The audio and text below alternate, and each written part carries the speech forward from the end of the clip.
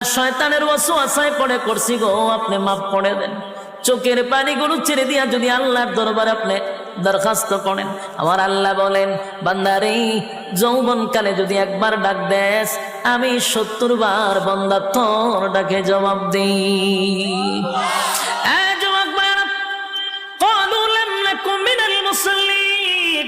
যারা দুনিয়ার জমিনে মুসল্লি ছিল না, তারাই তো জাহান্নামী, এক নম্বরে জাহান্নামে যাওয়ার কারণ।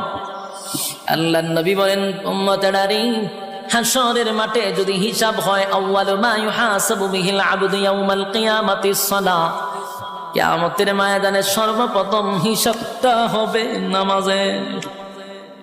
বলুন কিসের? 1 নম্বর হিসাব হবে নামাজ।